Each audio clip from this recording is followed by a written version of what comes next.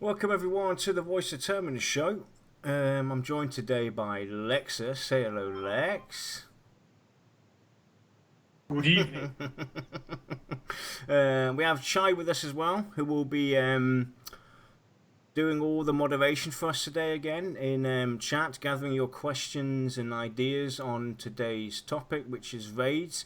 Zathras is also there to help answer any questions that you have related to the show and everything in general.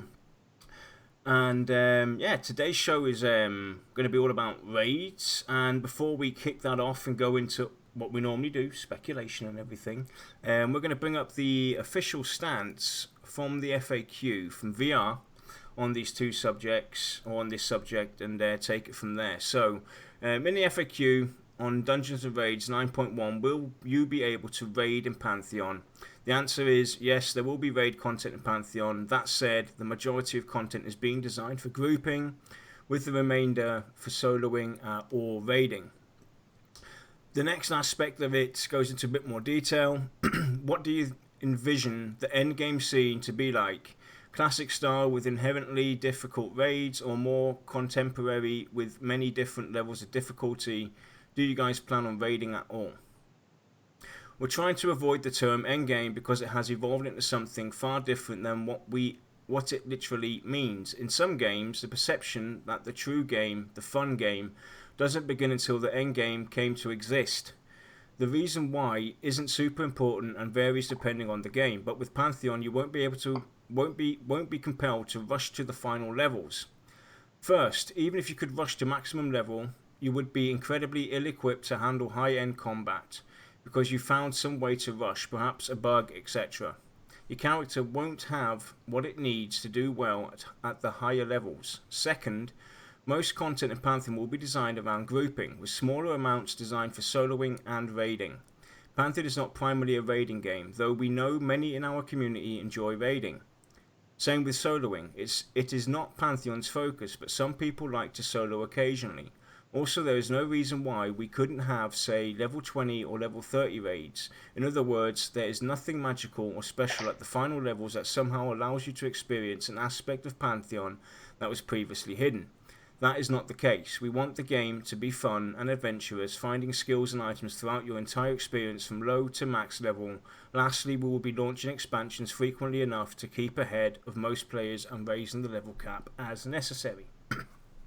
So that's the current stance on, the official stance from VR's perspective on how they want to approach the core game itself, including the raid stance as well.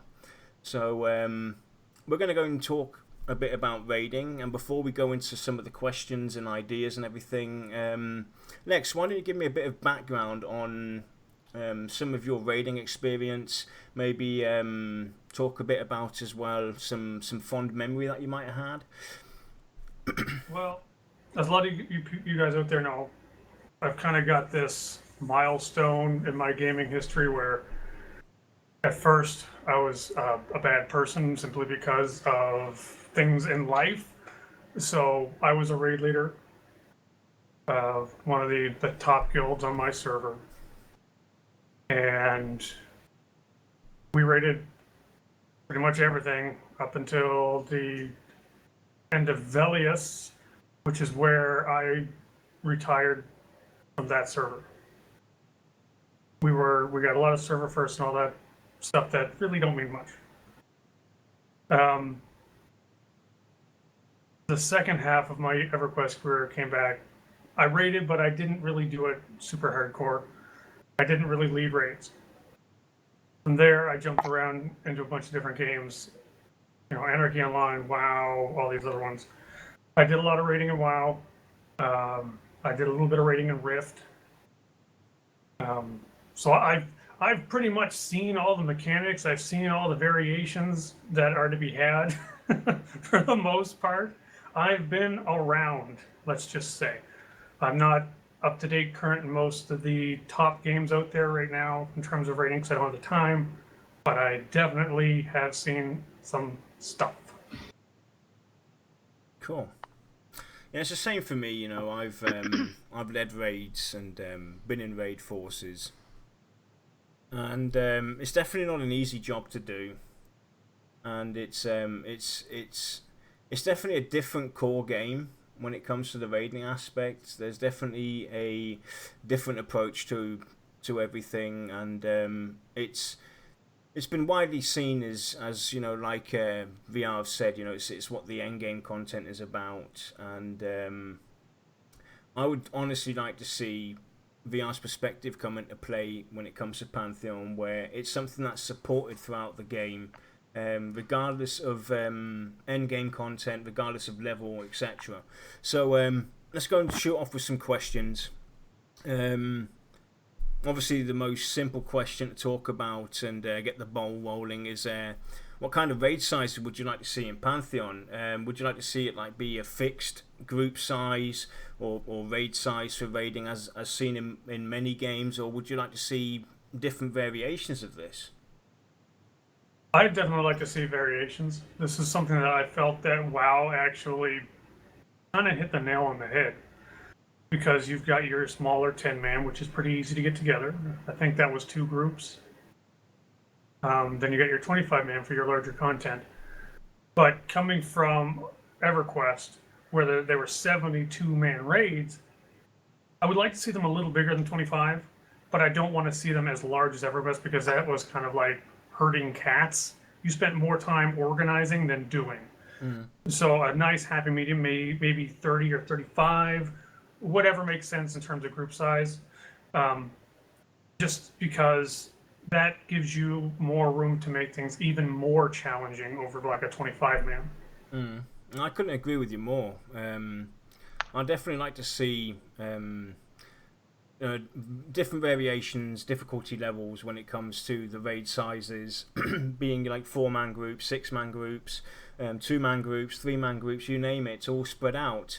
That doesn't mean that every single raid encounter has to be like that. There can be your standard raids that are set up for, you know, a minimum of 24-man raids or higher, whatever. But there should be, you know, a good mix, depending on what the encounter is, what the raid is, what the lore behind it is, etc. And to also give, you know, the smaller communities, the smaller guilds, the chance to dive in and indulge into raiding. Right. With that being said, though, that doesn't mean that, you know, we want to offer the smaller guilds a possibility to go and do a larger raid. You know, dumb it down. Just to say it, they can participate in the raiding that is adequate for their experiences. So if they want to go and do that 4-group raid or that 6-group raid, they will need to have those groups available. If they don't, then, you know, it's something they're gonna have to work towards. And let's go and bring in two aspects to this. We're basically gonna just bounce this on and off today. There's the Guild Alliance system that was talked about, and this would be a great way for smaller guilds to get introduced into the bigger raids by aligning themselves with bigger guilds that are going hardcore raiding, or, you know, or have the members to go and do bigger raids. So that's one way of definitely getting people interested and helping out the smaller guys to get the experience in these bigger raids. Right. I mean, the whole Guild Alliance system really kind of opens the door for a lot of different things here. Because now what they're basically kind of hinting at is you don't need to be a large guild to do large guild content. You could potentially get several smaller guilds together, because, you know, say, just as an example, Yarnella runs his guild the way he wants, I run mine the way I want. That doesn't mean we can't band together towards a common goal. Stuff like that is very good for the community, because it gets people talking, meeting new people, helping each other, you know. And it never made sense to me to kind of almost like a soft lock or a soft lockout for raid content, so that was like only the big guilds could do this stuff. Like, well, not everybody likes to be in those really big guilds. Yeah. Because you kind of feel more like a grain of sand on a beach versus a boulder in a yard kind of thing. But there are people that do like it, so there's no reason to really segregate between the two. But there does need to be a reason for something for big guilds to go after, but something for small guilds too.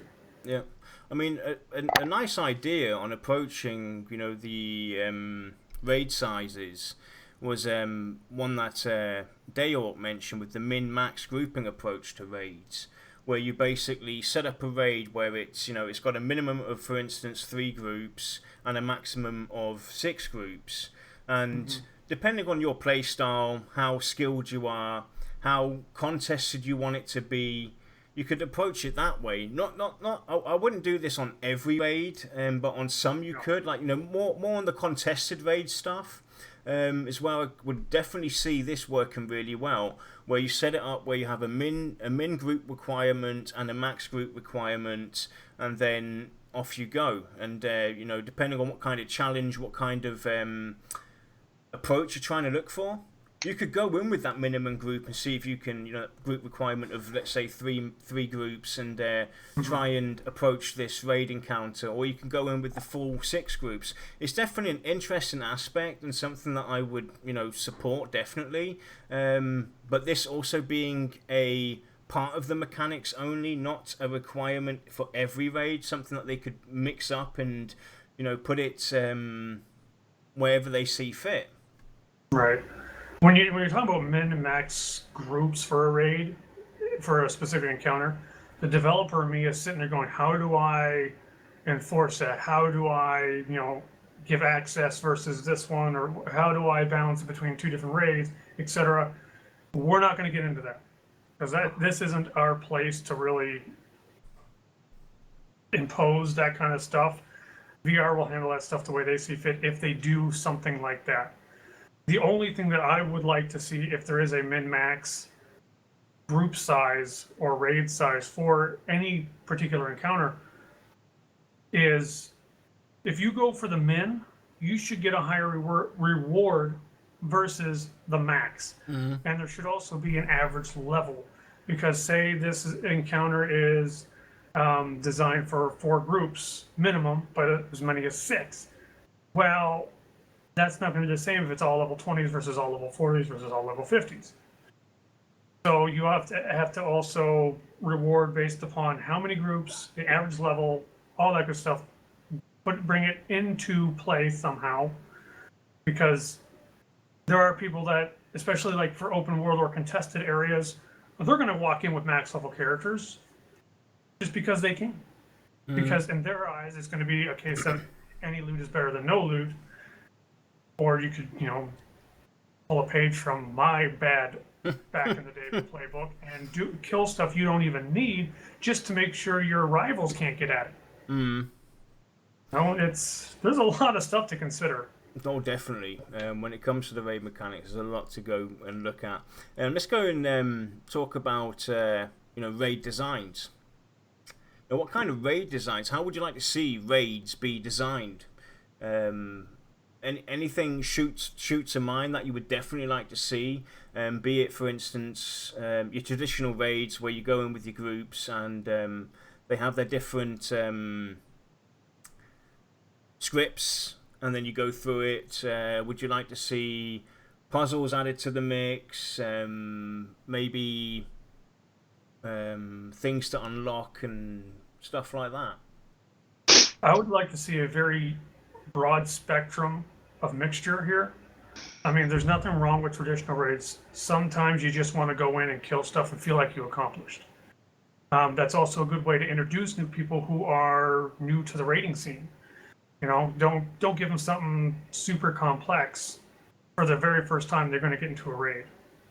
But at the same time, the people who are hyper experienced in raiding, the people who have been raiding since as long as I have, except they never gave up on it. They need to be challenged, because if you're not challenged, it's just not fun. You get bored of it very, very fast. No, definitely. I'm not a fan of jump puzzles because I absolutely suck at them. But I would not mind seeing a jump puzzle or 2. I would like to see what I call a split raid kind of design, where the raid has to split off.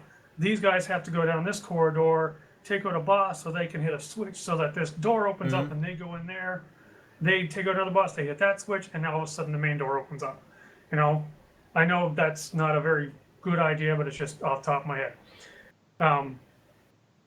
Stuff like that, like give us reason to do something different. You know, even if they play around with different ideas, like, hey, what if we do kind of like this? Raid group stands here, another one stands on a button, and it pushes these ones up, and then they go on another level, and they're constantly doing things that open up the doorway to the group below them. You know, I mean, I'd sit there and be like, that's kind of neat. I like that. I want to go do that. Will it get tiring over time? Probably, but anything you do repetitively over any amount of time is going to feel boring after time. That's why add that broad spectrum of different designs, so that if you don't want to do that, you can just go do your regular traditional one, or you can do one that has more puzzles and brain teasers. Yeah, I think, you know, a nice mix of multiple mechanics when it comes to design of raids. Having, like, you know, raids that might take maybe a day or two to complete, and smaller raids where you maybe only have one encounter, have maybe a few puzzles in some of the raid zones, and, you know, I'll bring in some ideas that we talked about as well. I'd also love to see, we talked about this on, I think, our dungeon discussion as well, having maybe a raid zone where, let's say, the ice golems are in there, and after so many encounters and battles throughout the community, beating them down, you know, they might decide to pack up and leave that raid zone. And, you know, that raid zone, that then becomes something completely different. This also adds to the aspect that we're going to talk a bit about as well, is the fact that primarily the game is designed open world. And that's where, you know, competitiveness is going to be real hardcore. And to kind of compensate that, I think that an idea where certain raids might swap out each other, so the ice golems get beaten down after 500 times, they might pack up and leave, they've had enough. And then all of a sudden you've got the wood goblins in there. Something like that, instead of the ice golems. It kind of adds a twist, and there's so much that they can do. Another thing when it comes to the raid designs as well, what we talked about was, you know, this relates to raid mechanics and features. You know, the behaviors and dispositions. That's a given. That's a must. They definitely have to add the dispositions and behaviors into these raids, and I wouldn't mind having it kind of mixed, so I don't exactly learn 100% the strategy. Over time, obviously, I'm going to get to know all the different strategies they do, but we're going to have, every time we go in there, I want to be challenged, and I want to kind of get that feel of, okay, we got to figure this out. What kind of behavior, what kind of disposition are we dealing with? Okay, it's so-and-so disposition. Exactly. Now we know how to start getting situated, because it kind of adds that suspense to it. Yeah, I mean, that's another big thing with, you know, the whole getting bored of a raid. You know, everyone knows I came from EverQuest.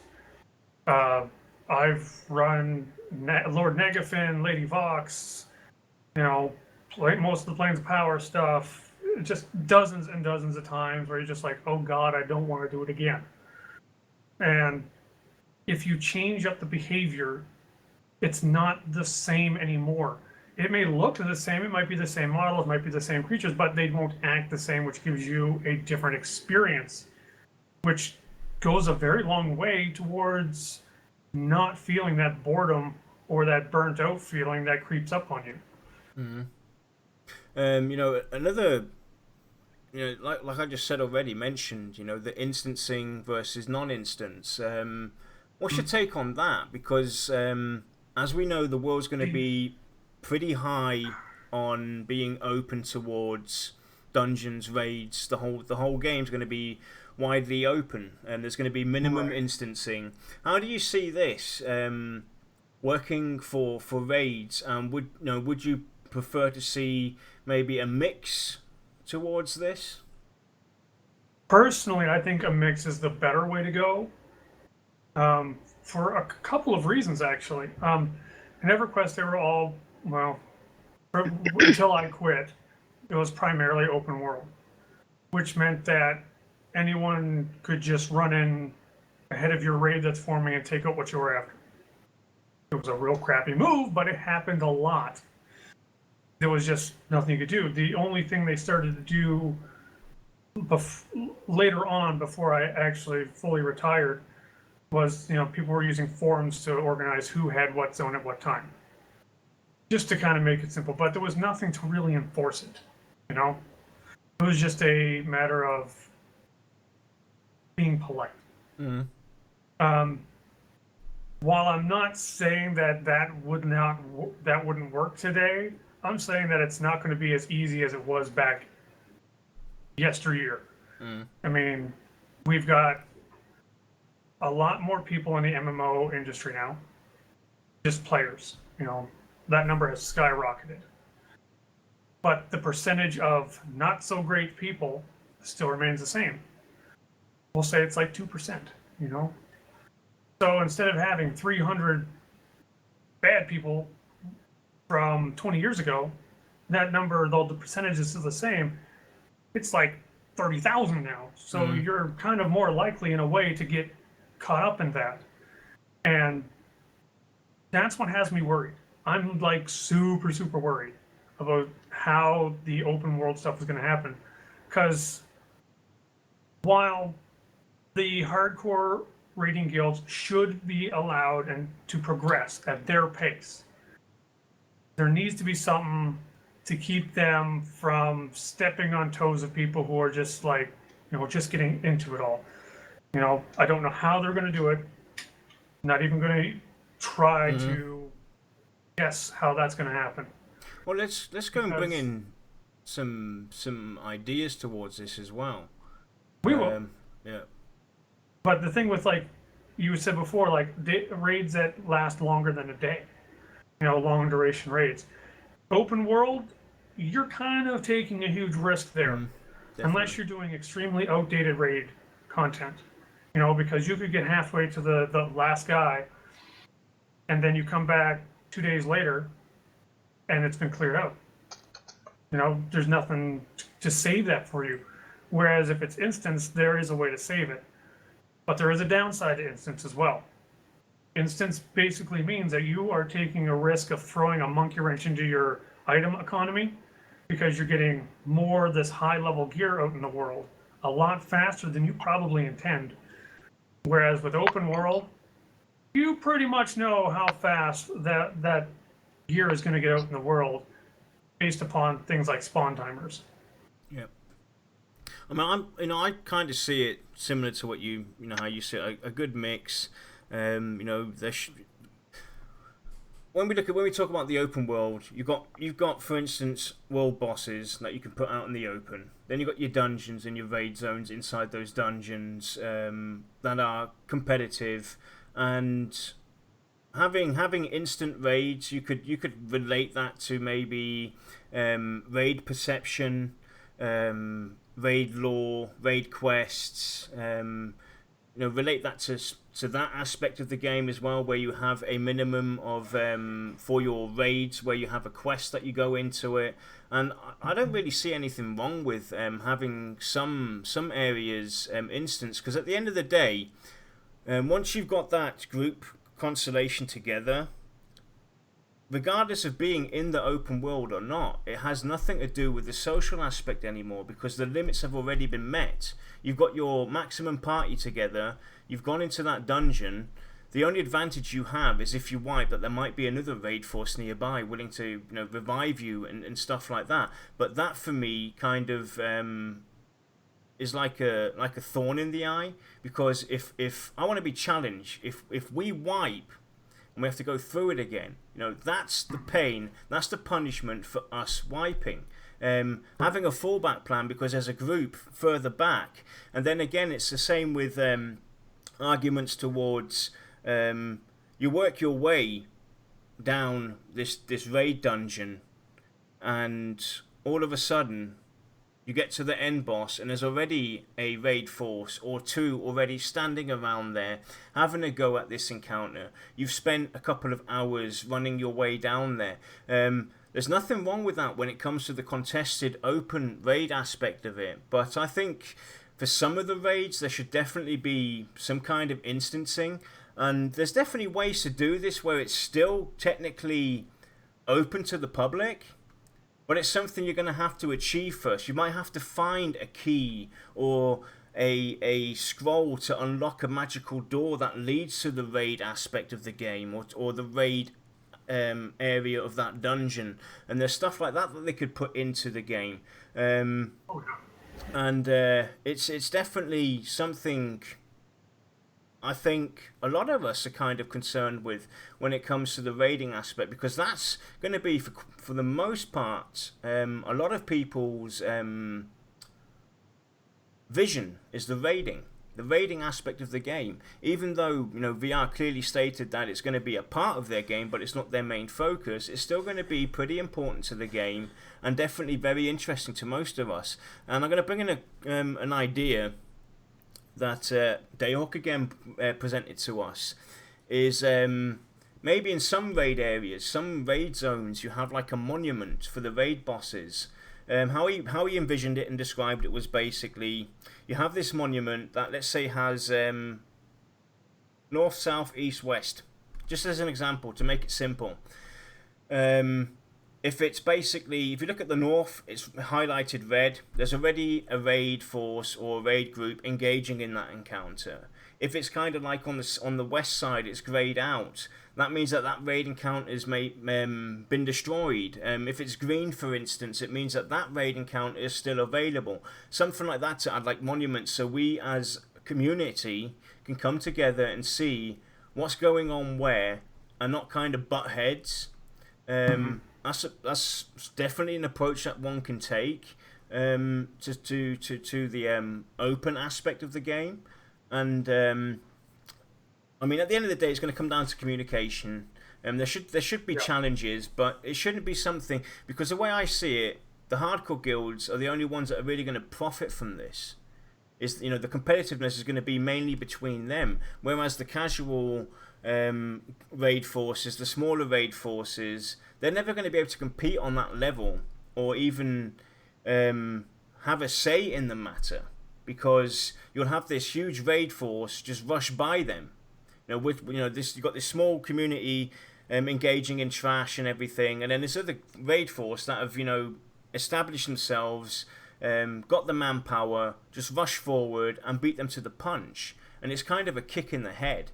So there has to be an even balance for this. You know, no disrespect to the hardcore raid forces. It's great that we will have them, and they're definitely needed. But it's, you know, there's in this day and age, we should modify it. We should modernize the raiding aspect of the game. Yeah, I think, well, like you said, there is every game does need their hardcore crowd, because they really push the server's progression. They really help the gears keep turning, basically. There's also a lot of responsibility on hardcore raiding guilds to, you know, you can make or break a server. You know, you could be so not good to the community to where that server withers and dies because everyone goes to a different server where people are just more positive, we'll say. Not saying it's going to happen, because, you know, fingers crossed. I'm just saying, I've seen things like that happen. But I would really, really, really like to see a way.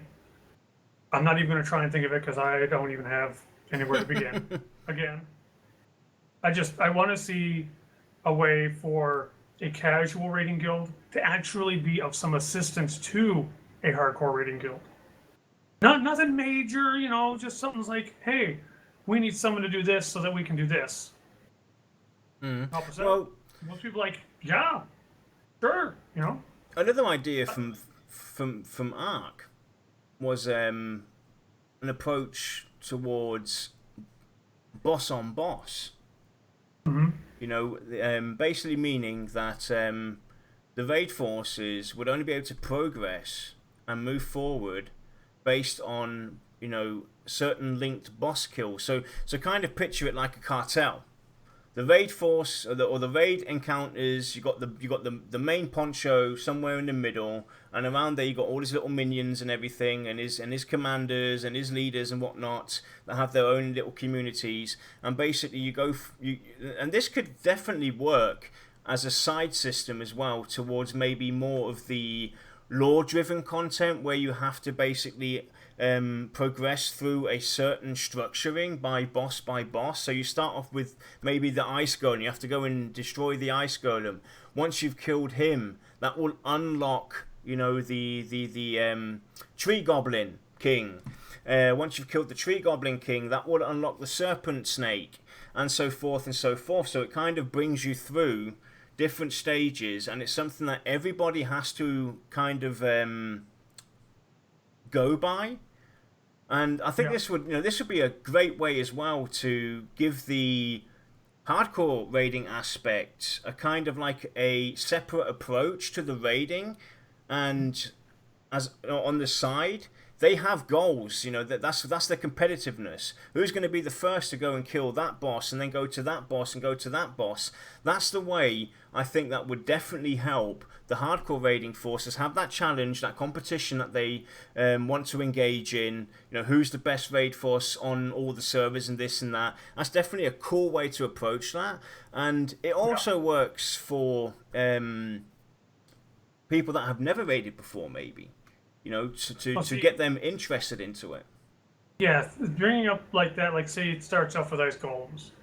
We'll say that that's a raid. The zone is basically, when it's ice golems, it's for level 20s, we'll say. You kill them, then it goes to your tree goblins, and those are for level 35s. And it just progresses and kind of evolves, but then it hits a point where it resets.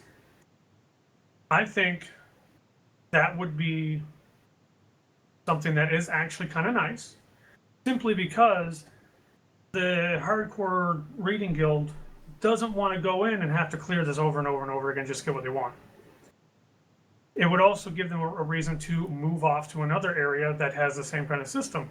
And in a perfect world, everyone would kind of organize and coordinate a little bit. Like, hey, this low-level guild wants to get in there for here. They'll be there, and then when they're done, these guys will go in, and then so like everyone kind of takes their turn for each zone.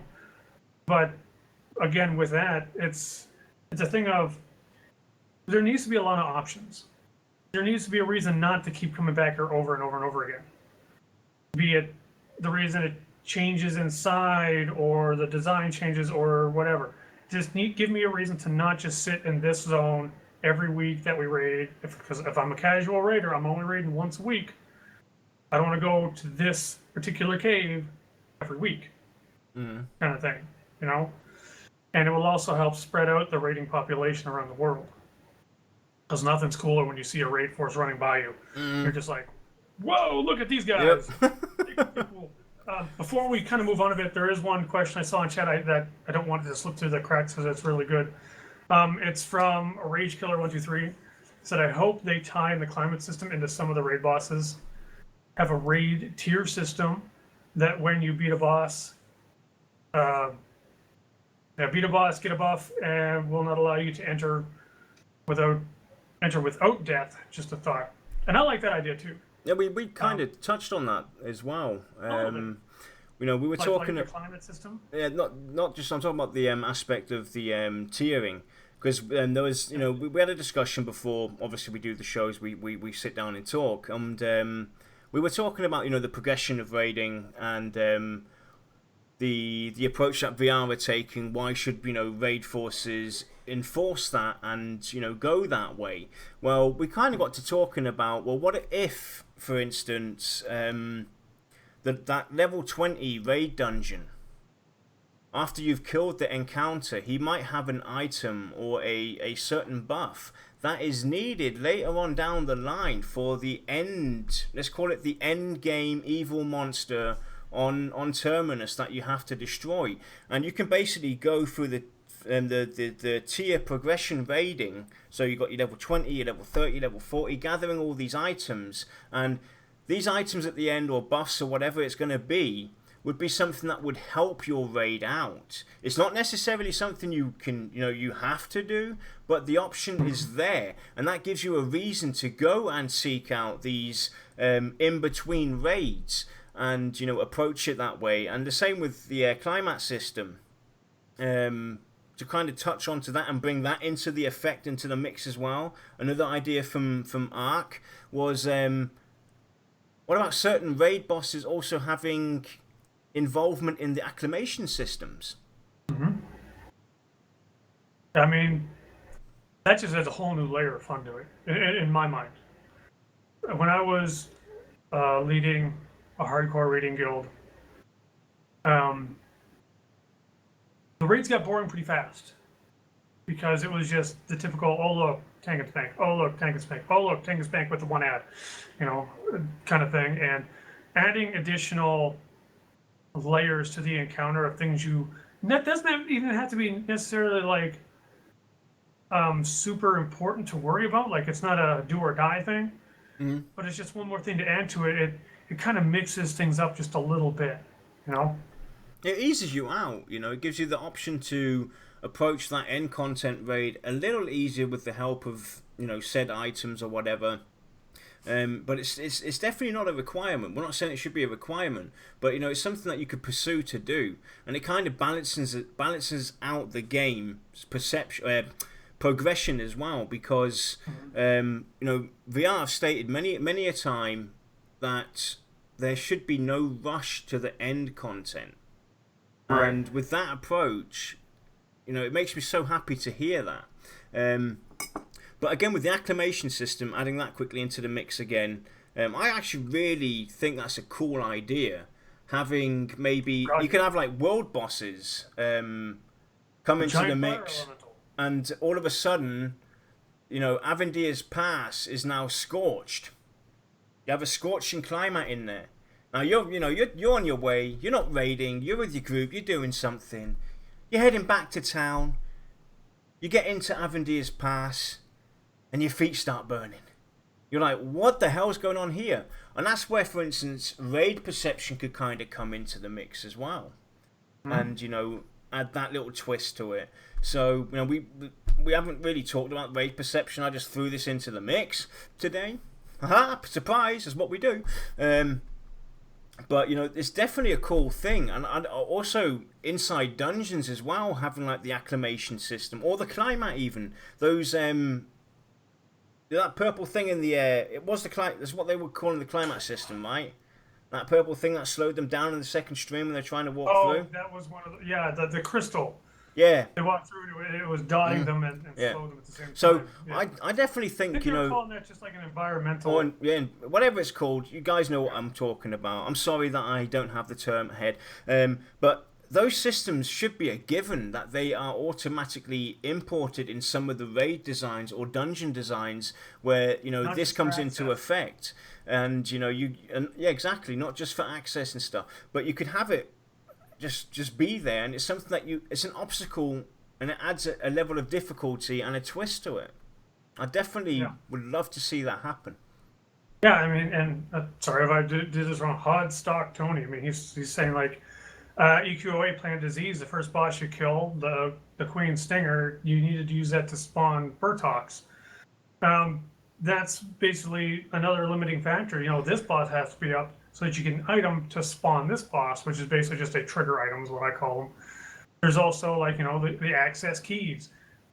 It doesn't necessarily have to be like Amber Fate. You get the key, you open it up, and you're open to the whole zone.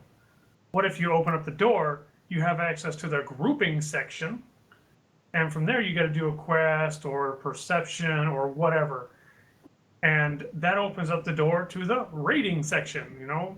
There can be more than one access means to get through a raid area, and while it does pose to be a little bit of a pain in the butt, as long as you don't make them like EverQuest, like getting the Vexthal key, like 45 steps just to get into this one door, I don't think it's a problem.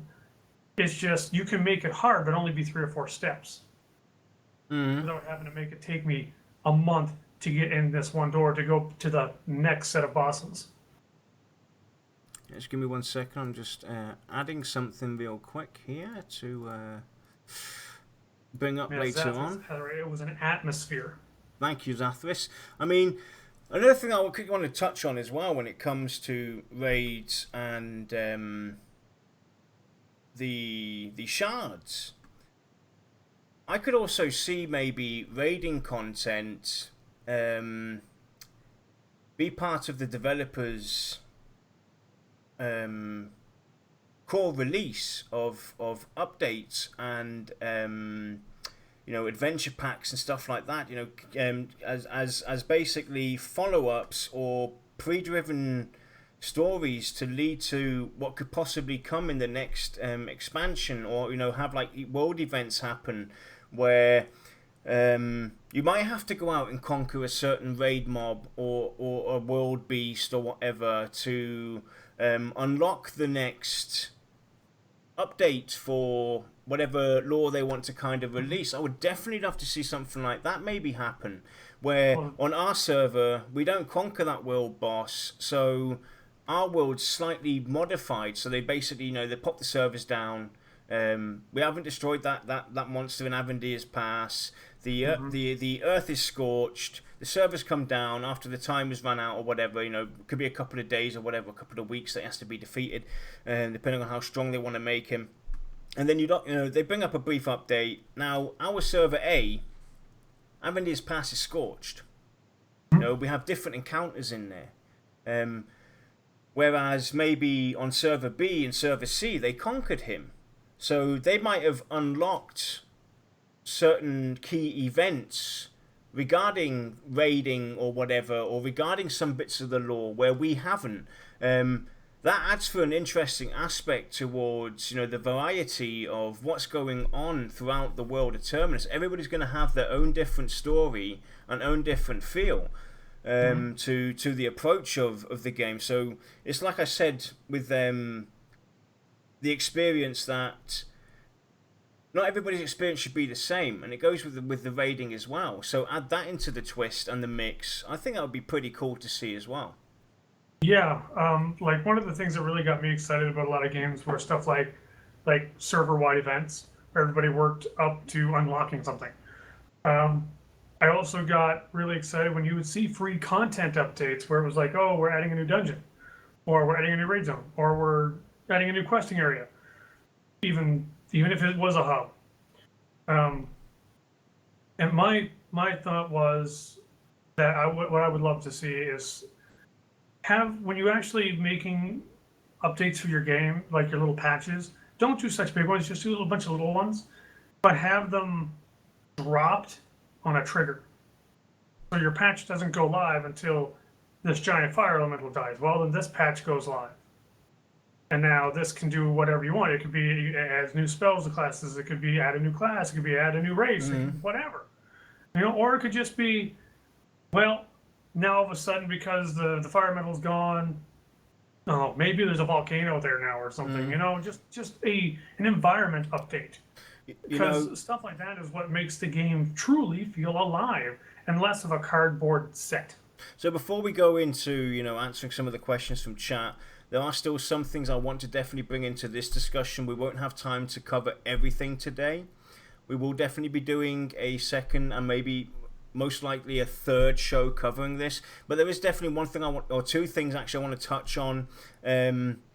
Is progression raiding versus your normal raiding, ways to approach this and how they could do it from the viewpoint of approaching this from an open world perspective, open dungeons and everything, open raiding, how they can still bring in the progression raiding where you basically move yourself forward, stop for the night, come back the next day and whatnot, how they could kind of bring that into the open world approach. And another thing I want to definitely talk about is the timers as well, because that's definitely a very important thing, especially with today's technology. There's so much that they can do when it comes towards with how to handle timers and this and that, and it's definitely something that's still discussed quite frequently throughout the community, is, you know, how are they going to handle raid timers, this, that, and the other. So those are kind of two things that I want to kind of touch on real quick. So Lex, progression raiding, moving your raid forward and having like a kind of time buffer in that open raid dungeon. How can you see that working? How would that work for Raid Force A, say for instance, go into this open dungeon, they conquer the third encounter, but they're out for time, they have to call it for the night, they put down maybe a safe zone or whatever, but how are they going to progress the next time? And, you know, how are you going to relate the timers towards this? Because it being open, there could be another guild coming along or another raid force that kind of basically destroy what they were trying to do. Yeah. With open world content, that's the $1 million question right there. I mean, you could do lockouts. You can do them in two ways. You know, if someone goes in and they're locked out for a time that's longer than the respawn, giving people time to go in and someone else to go in and do it. Or there's like a lock timer on, say, the door. Well, this raid force went in, and now it's locked for everyone but them for this amount of time. There's no right way, there's no wrong way, because there's problems and benefits to each. With the first one, basically, you finish it, you're locked out, that forces you to go around to somewhere else, right? But immersion-wise, it doesn't make a whole lot of sense. If this ice golem is standing 10 feet from me on the other side of this door, I should be able to kill him if I want to. But it's, again, one of these things that we've talked about in the past where it's like that slider of, you know, realism versus what works. You know, you got to make the sacrifice. I could see both working. The lockout, the latter one that I had mentioned, basically access to the door is reserved for the raid that goes in first. That could potentially cause a lot more issues, simply because you could have raid forces running into each door or each zone, locking it away from people. You know, so that's bad. But it's better for the raid that's going in there honestly for progression, because you're guaranteeing that no one else is going to get in there to mess with your progress, and you can proceed where you left off. Yeah, it's definitely a very tough situation when you look at it from that perspective, because I think a lot of us would love to see progression raiding. I mean, like I mentioned earlier on, I would definitely love to have those memorable raids that took 2 or 3 days to complete. But, you know, I do not want to have to go back in there again and start from the beginning every time. I would love to have that progression step where I can, you know, maybe lay down a safe zone for my raid, and we continue from that step forward. But approaching it from the open world perspective, I really do not have any idea, other than what we talked about throughout the show, of having maybe sealed doors and certain lockouts, or adding maybe, you know, 7 days, 14 days timers to the encounters. Once a raid force has killed them, you're locked out for 14 days. You cannot raid that encounter. But like Lex also said, it's kind of butting heads if it's open. It should technically be open for everybody to engage on, regardless if you've killed him yesterday or the week before. So it's definitely something that really needs some thought. And yeah, because I mean, a lot of the hardcore, or actually not even necessarily hardcore raiding guilds, but guilds that are on the same level in terms of raiding progression, some of them have a real good time, not in an overly aggressive, oh my god, I'm gonna find your raid leader and hit him with a tire iron, but playful competition, you know, where it's like, who can get to this boss and down him first. And yeah, they leapfrog and stuff like that, but it's in good fun, you know, it's all in jest, and they understand that. And that's a big aspect of some raiding guilds. They love that. And I don't want anything to take that away from people. Another thing I want to touch on is quickly timers, Lex, from your perspective as well. You down this encounter, you have maybe you know it takes maybe 48 hours before for this mob to return, or it takes a week before you can go and engage in him again. Now this is something that is where I have a mixed opinion towards. I definitely would like to see more done to that, to kind of keep it fair competition, so that you don't have this zerging or camping out or spying on, you know, an account, and have a an alt character or somebody else, you know, scouting out that area to make sure that he's, you know, camped and secured for the raid force. Mm-hmm. Because, you know, that's got nothing to do with fair play. It should always be about fair play, but you know, how could we combat these kind of situations with the timers, though? How can something like that be approached differently with the timers, so that there isn't this foul play, and it's more fitted towards fair play, so that the raid forces technically don't always know when that mob's going to come back? Well, that's the thing. Like, say when you kill a boss, you get a debuff, or a timer starts saying that you can't even engage this guy again until this timer's gone. You know, there's still ups and downs to that too. Upside being that raid boss is still going to be there, because say the lockout is 1 week, but he respawns every 48 hours. So that gives, you know, a couple shots to that raid go to other people. The downside being that if you can't engage him, he's obviously not going to be hitting your raid force, and you all can just run right by him. Some people who are working that direction at the same time could see that as unfair. That's one of those perspective things, you know, tomato, tomato. It's technically unfair because you want to get to the next boss too, but it's also fair because they've already done their time with this guy. Yeah. You know, there's just, in the end, it's going to come down to us as a community. Yep. We have to kind of come together and try to be as fair as we can. Sometimes we have to step on some toes. Sometimes we have to just gracefully bow out. You know, it's one of the things that's probably going to make Pantheon a great game. Kind of like a lot of the old school EverQuesters think that EverQuest is so great because the community, there were still bad eggs. I'm not saying there wasn't. But for the most part, the community was really great. You could talk to random people to ask advice. If you weren't sure how you do something or how to get into a place, like old Cebalus, more often than not, there'd be someone that you don't know that would help you. That, more than anything, is what I'm hoping for out of Pantheon. I'm looking for a good community first, a good game second.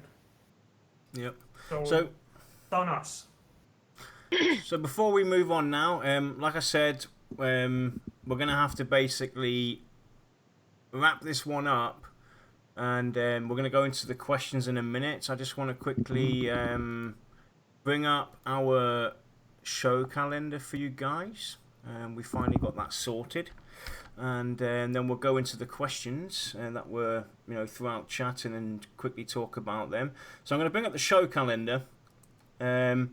This is the show calendar for June and July. We're still working on August and September, but we already are planning it as well, to give you guys a brief idea on what's coming up, so you guys can contribute and you know, maybe become or join us on the show and whatnot. So I'm going to throw in a link to our Google Drive where we have where we have created a document for you guys to help contribute towards the show, where you can write down your ideas, your thoughts, your questions. Only thing we ask is basically that you fill in the topic that you want to address based off of the calendar. It's on YouTube.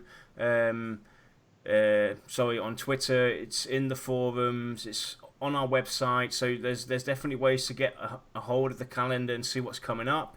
Fill out the topic that you want to address, the show number, the dates, write down your questions, write down your ideas and thoughts, and we only ask that you send us those, or send us the topic that you want to address at least the Tuesday before the show actually starts, so that we can sit down, compile all the questions, Give us a day to actually work through them Yeah. and just try to fit them all in. So Also, if for some reason the PDF does not work for you, there was nothing wrong with typing it up in Notepad or in Word and sending that along instead. it's just we just use this as a means to give you a brief idea on what kind of structuring we're looking for. You don't have to necessarily use the PDF. If it doesn't work for you, like Lexa said, write it down on a Word document or whatever format you prefer. You can send it to us directly per email. If you're on our Discord server, you can DM it to me directly.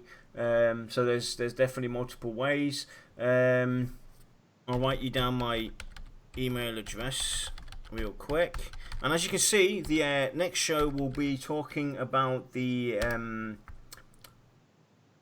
UI. We're going to talk about the UI, things that we definitely want to see that are automated automatically already inside our UI functionality. So this does not necessarily this does not just mean the skinning of the UI. Actually, we're talking about the mechanics behind it, your group window, what kind of options we want available, your guild windows, this, that, and the other, your raiding functionality, and so forth. Then after that, we'll be talking about, oh, look, guild alliances, a bit more in depth and detail. And on June 15th, we have the Open AMA, AUA, Ask Me Anything, Ask Us Anything. So we're going to do. First time we've done that, isn't it? It was actually the very first time we've done that, giving new people to Pantheon, to the show, the chance to ask anything that we can basically answer, what we know towards Pantheon, etc. So there's the show for you guys. So or the calendar, Also, sorry. The AMA doesn't have to be about Pantheon. You can ask me what my favorite beer is. Exactly. You know, it's an open AMA. You can ask if you've always been interested in asking. Why do you always sound so funny, Yanila? Why do you have trouble talking? You know, ask it. So Shy, do you have any questions or any thoughts? Well, to be honest, you guys answered most of the questions in chat today. Wow. You were on the ball. However, there were two comments that I thought I would bring up to you. And one was by Dayhawk. I like the idea that the end boss gains buffs or abilities based on which of the other bosses are still alive.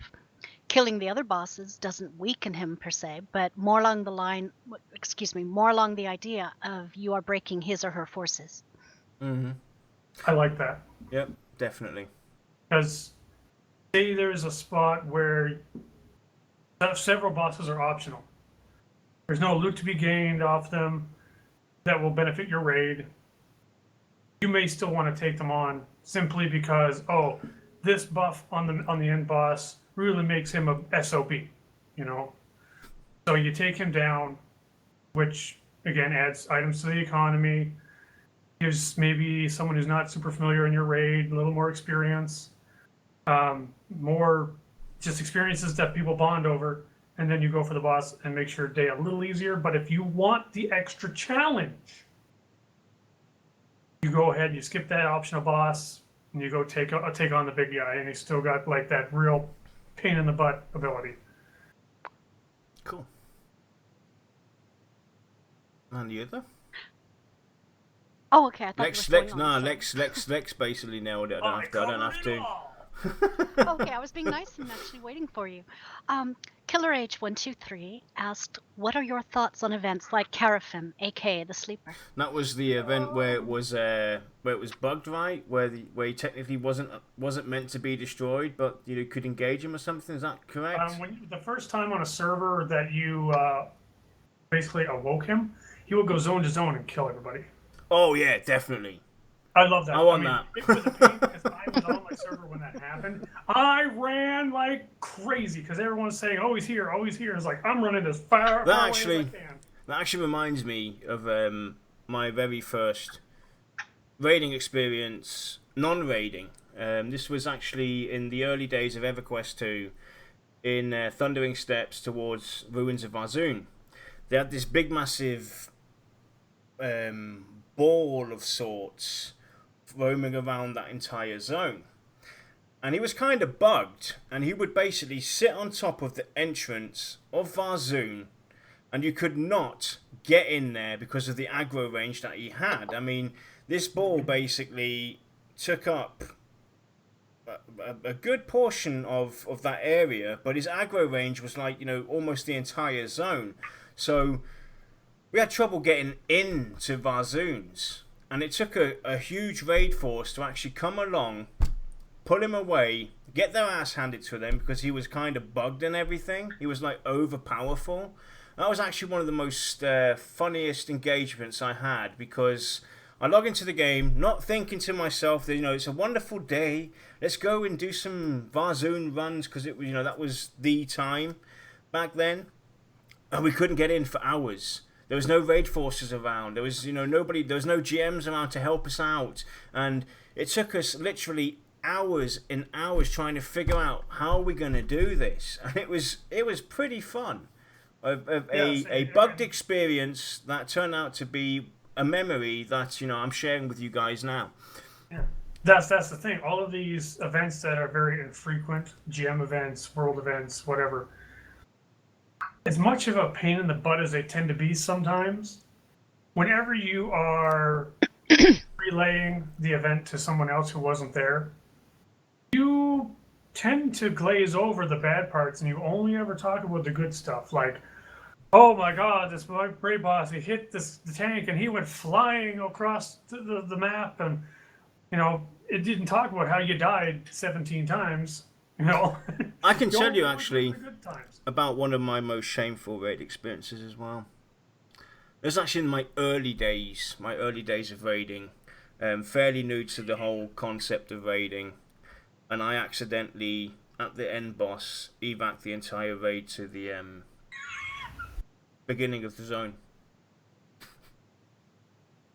You're not the only one. And yes, I've done some weird things too, because when I was raid leading at EverQuest, I was back in the days of dial-up. I would actually get, you're running up to the front of the raid, so you basically make sure everyone's formed up the way they're supposed to be, and then you go link dead, and your character keeps running. And then you aggro half the zone, and everybody dies, and you're like, you come back, and there's just corpses everywhere, and you're like, oh my god. Yep, it's one of those days where you just don't want to log back in. It's like, okay, quickly, power off, and guess what, guys? I had a power outage. You come back like 2 days later. I'm sorry, guys, I had a power outage. There's nothing I could do. I tried logging back in. As soon as I got back into the game, boom, the power went back out. You find that white lie to make yourself not look like an ass because you feel bad already for it happening. But my personal favorite is when our raid tank, our main tank, kind of accidentally forgot to unequip his over there hammer when he went and attacked the boss. I've done that as main and tank as well. And sent himself flying, and we all sat there I going, did that as well.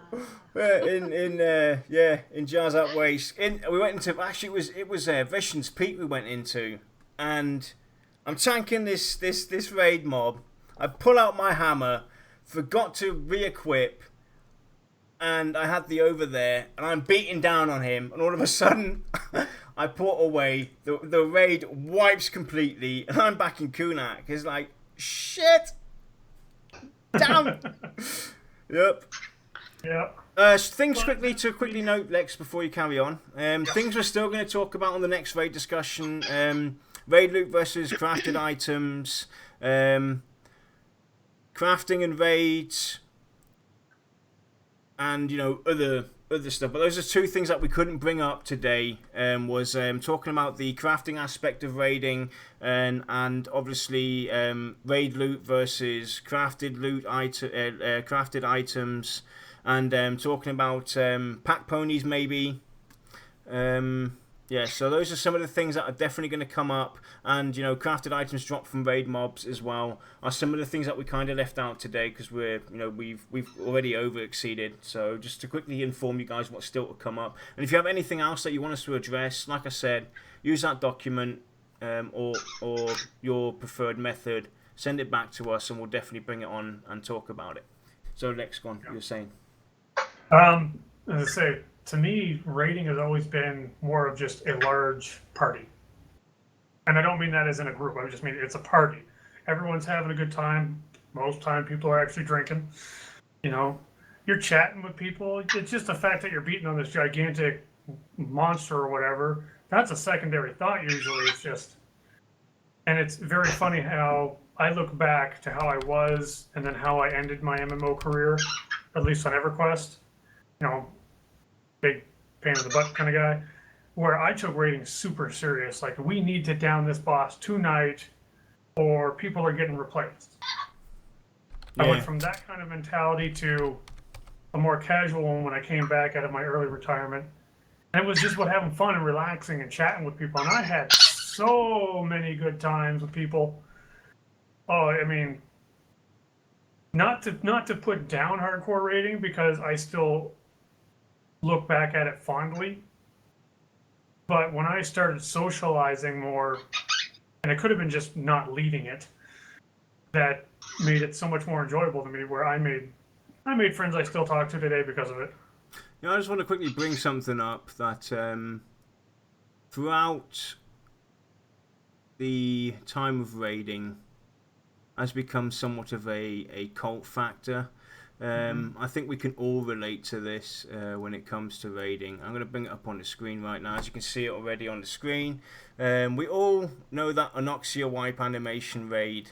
More dots, and I'll just go and play this off, and we'll enjoy. Enjoy this 5, little video. 7 left, 2, 4, 6, 8 right. 7 and 8 are well proved.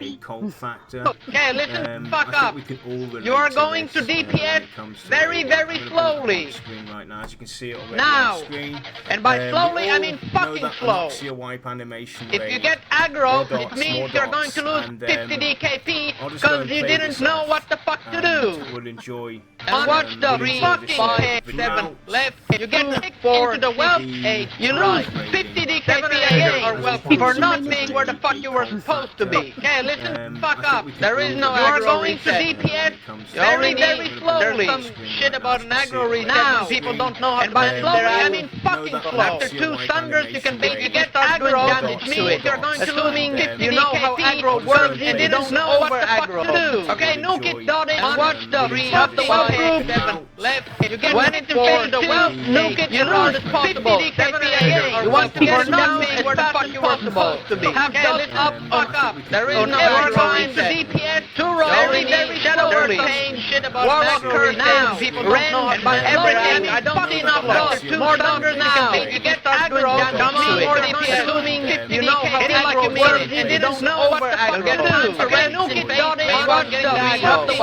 7 left. Remember, when it's over, nuke it, you know it's possible. When it lands, there is no possible. Bandit, have dot it up, fuck up. There is no anything that you can very shadow pain, shit about Warlocker now. At random, and everything, I don't see enough. You will more now. You get aggro, or assuming you know how aggro works and you don't know what the fuck to do. Okay, nuke it, dot it, watch the very hard and very fast. Remember, when it's over, nuke it, you know it's possible. Over when it lands, Bandit, have dot it up, ice is right on anything that whatever the fuck you do, do not stand next to other people. Now, at random, everything, I don't see enough. You will more now. You get aggro, or go away from the head. Go away. You don't know what the fuck to do. If you nuke it, don't come here, you fucking. Remember, when it's over, nuke it, you know it's possible. Over when it lands,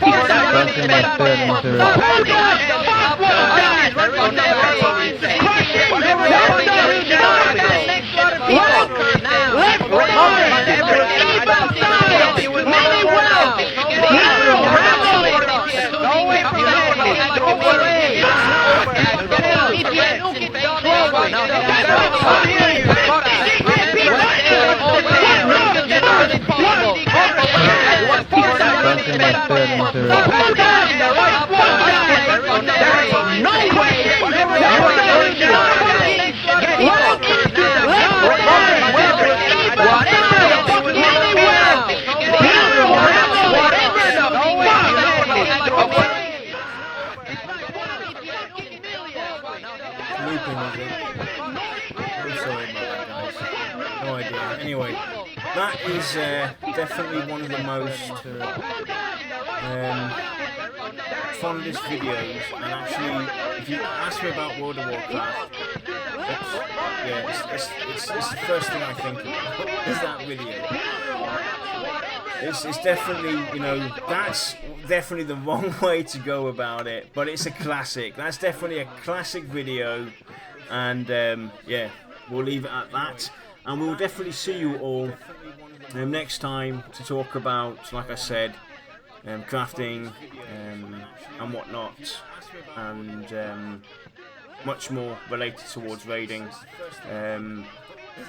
how to set up your group, kind of possibilities for guilds, the UI, etc. We'll bring that into the mix as well. So we'll see you all next Thursday for the UI discussion. And good news, everybody. Joshua will be back for us next Thursday. So Joshua's back as of next Thursday to join us. And looking forward to speaking to him. In my basement. He's eating too much food. And we will see you all next Thursday. And sorry about the lag issues and echoing. Hopefully it's back to normal now. And with that, have a great night and thanks for joining us, everyone. Be safe, people. We'll be right